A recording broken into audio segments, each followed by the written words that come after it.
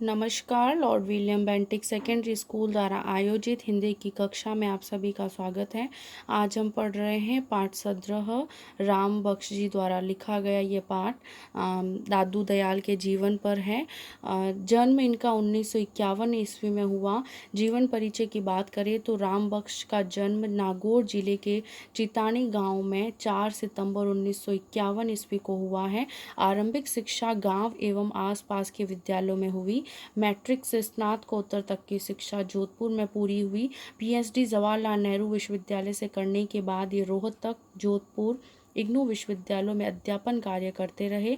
संप्रति जवाहरलाल नेहरू विश्वविद्यालय में भाषा संस्थान के प्रोफेसर पद पर कार्यरत हैं। इनकी कुछ चर्चित पुस्तकें प्रेमचंद और भारतीय किसान, दादू दयाल, समकालीन हिंदी आलोचक और आलोचना। पाठ परिचय की बात करें तो मध्यकाल भारतीय सनातनता का एक उज्जवल अध्याय है। संत कवियों ने सार्वभौम मानवता के लिए एक सहज सामान्य पथ की वकालत की। दादू की बानी सदियों से राजस्थान के जनमानस की सामूहिक स्मृति का हिस्सा रही है। कबीर के समान इनमें खंडन मंडन की प्रवृत्ति नहीं मिलती है।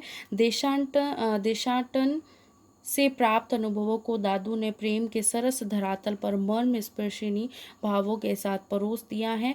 लेखक ने इस आलेख में दादू दयाल की प्रासंगिकता एवं उनके उपदेशों का जीवनी परक मूल्यांकन यहाँ पर प्रस्तुत किया है। हम यहाँ पर यदि इसके संदर्भ में बात करें तो लोक संत दादू दयाल। शिरोमणि संत दादू दयाल का जन्म फागुन शुदी अष्टमी बृहस्पतिवार, जिसे हम गुरुवार कहते हैं, संवत 1601 और सन 1544 ईस्वी को हुआ या माना जाता है। दादू के जन्म स्थान के बारे में विद्वान एक मत नहीं है। दादू पंथी भक्तों की मान्यता है कि वह एक छोटे से बालक के रूप में अहमदाबाद के निकट साबरमती नदी में बहते हुए पाए गए हैं। इनका लालन पोषण लोदी राम नामक नागर ब्राह्मण ने किया था। इस पे प्रश्न बन सकते हैं। इनकी माता का नाम बसीबाई था। जन्मभूमि के संबंध में विद्वानों से भले ही मतभेद रहे हो, लेकिन इनकी साधना भूमि निश्चित रूप से राजस्थान है। मध्यकालीन निर्गुण संत परंपरा के अधिकांश कवियों ने हिंदू समाज में जात पात की व्यवस्था से अपनी असहमति जताई थी और दादू भी इसके अपवाद नहीं थे। कई बार स्वयं इनके जिज्ञासु भक्त भी ये पूछ लेते थे कि महाराज आपकी जाति क्या है। ऐसे जिज्ञासु भक्तों को संबोधित करते हुए दादू ने कहा है, दादू कुल हमारे केसवा, सगात सिरजनहार, जाति हमारी जगत गुरु, परमेश्वर परिवार। दादू एक सगा संसार में, जिन हम सिमरंजने सोई, मनसा वाचा क्रमणाम और न दूजा कोई। यहाँ दादू ने अपनी विचार प्रणाली को व्यक्त करते हुए कहा है कि मेरे सच्चे संबंध तो ईश्वर से हैं और इसी संबंध से मेरा परिचय है। परिवार में बद्ध व्यक्ति अपने सगे संबंधियों के लिए छल कपट करता है, उसके मन में अपनी पराई की भावना आ जाती है। दादू इसे संसार की माया और संसार के मोह की संज्ञा देते हैं। दादू अपने आप को इनसे मुक्त कर चुके थे और वह संसार में रहते हुए भी सांसारिक बंधनों को काट चुके थे। अतः निरंतर जात पात की लौकिक भाषा में अपना वास्तविक परिचय कैसे देते। संतों ने अपनी रचनाओं में गुरु की महिमा का विस्तार से बखान किया है। अतः यह जानना भी हमारे लिए आवश्यक है कि इनके गुरु कौन थे, लेकिन इस तथ्य की प्रामाणिक जानकारी अनुपलब्ध है। जन गोपाल की श्री दादू जन्म लीला पर्ची के अनुसार 11 वर्ष की अवस्था में भगवान ने एक वृद्ध रूप में दर्शन देकर इनसे एक पैसा मांगा। फिर इनसे प्रसन्न होकर इनके सर पर हाथ रखा और इनके सारे शरीर पर स्पर्श करते हुए इनके मुख से सरसपान भी दिया। इनके मुख के अंदर सरसपान भी दिया। दादू पंथियों के अनुसार बुड्ढन नामक एक अज्ञात संत इनके गुरु थे और जन गोपाल के अनुसार बचपन के 11 वर्ष तक बीत जाने के बाद इनको बुड्ढे के रूप में गुरु के दर्शन हुए और दादू ने अपनी वाणी में गुरु की महिमा का बखान तो बहुत किया है, लेकिन उनका कहीं भी नाम नहीं लिया है। ऐसी मान्यता है कि वे 18 वर्ष तक अहमदाबाद में रहे थे और 6 वर्ष तक मध्य प्रदेश में घूमते रहे थे। बाद में सांबर राजस्थान में आकर के बस गए थे। सांबर आने से पहले उन्होंने क्या किया और कहाँ कहाँ भ्रमण कर चुके थे, इसकी प्रामाणिक सूचना हमें नहीं मिलती है। जन गोपाल की पर्ची के अनुसार दादू 30 वर्ष की अवस्था में सांबर में आकर रहने लगे थे। सांबर निवास के दिनों के बाद की उनकी गतिविधियों की थोड़ी बहुत जानकारी भी मिलती है। सांबर के बाद वह कुछ दिनों तक आमेर जयपुर के निकट रहे। यहाँ पर अभी भी एक दादू द्वारा बना हुआ है। कुछ लोगों का कहना है दादू ने फतेहपुर सीकरी में अकबर से भेंट की थी और 40 दिनों तक आध्यात्मिक विषयों की चर्चा भी करते रहे थे।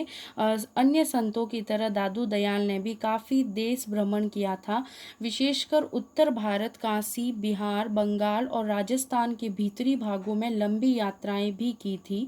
अंत में ये नराना राजस्थान में रहने लगे, जहां उन्होंने अपनी इह लीला समाप्त की। दादू की इच्छा अनुसार उनके शरीर को भैराना की पहाड़ी पर स्थित एक गुफा में रखा गया, जहां इन्हें समाधि भी दी गई। इन्हीं पहाड़ी को अब दादू खोल कहा जाता है, जहां उनकी स्मृति में अब भी मेला लगा करता है। सांबर से ही दादू दयाल की भक्ति साधना आरंभ होती है। यहीं से उन्होंने उपदेश देने शुरू किए थे और यहीं पर उन्होंने पर ब्रह्म संप्रदाय की स्थापना की थी, जो दादू की मृत्यु के बाद दादू पंथ कहा जाने लगा था।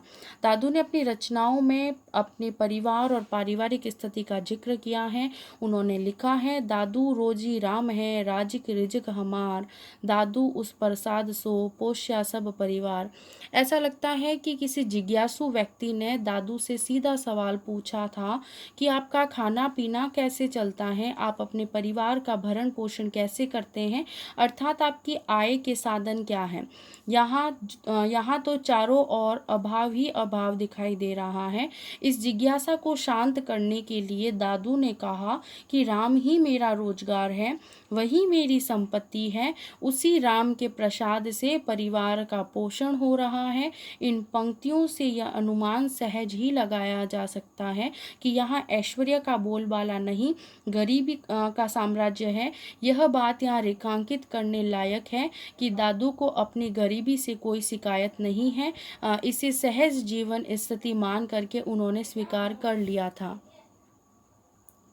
गरीबी की पीड़ा का बोध और उससे उत्पन्न आक्रोश दादू की रचनाओं में कहीं भी नहीं मिलता है। दादू के जीवन काल में ही उनके अनेक शिष्य बन चुके थे।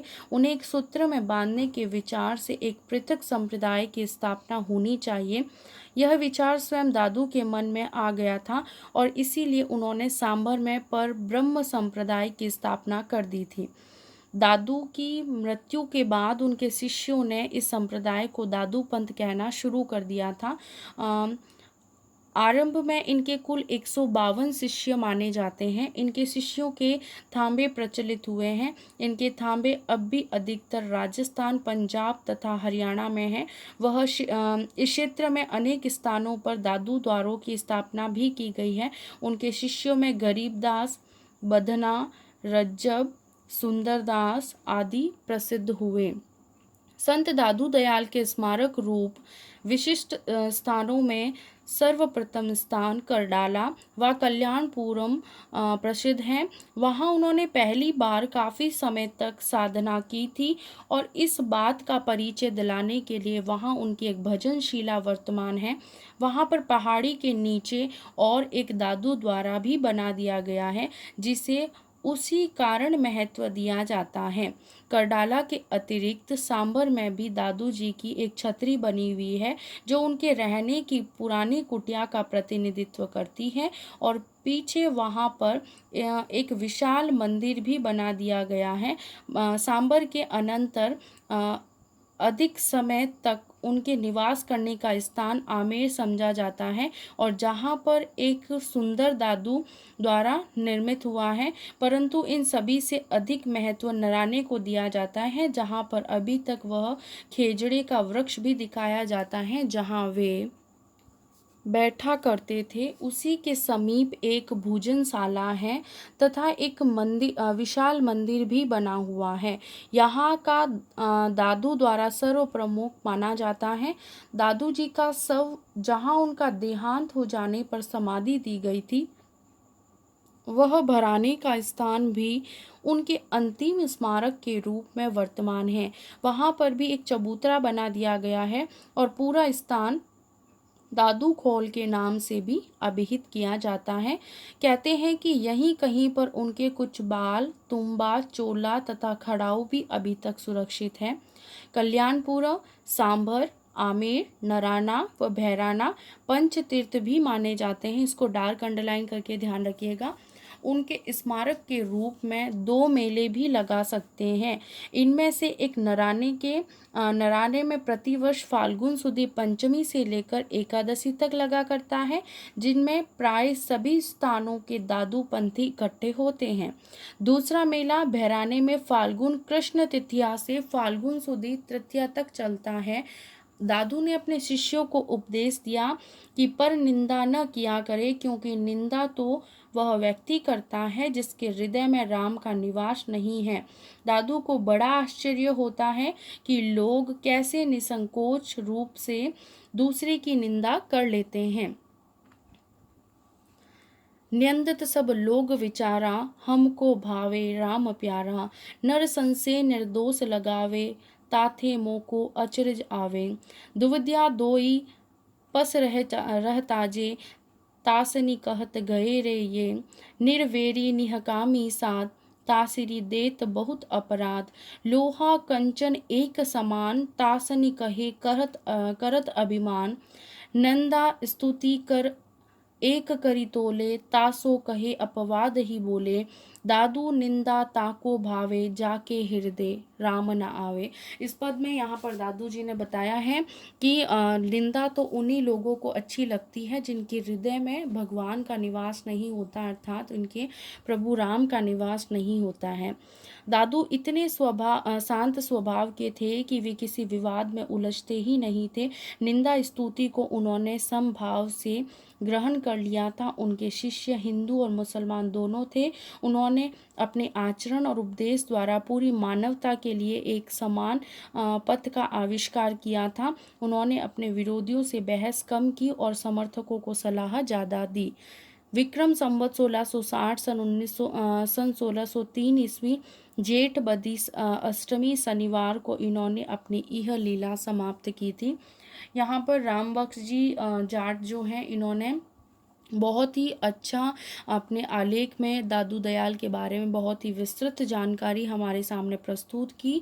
और ये जो पाठ है, आपको इसको पढ़ करके दादू दयाल के बारे में बहुत कुछ जानने को मिला। धन्यवाद।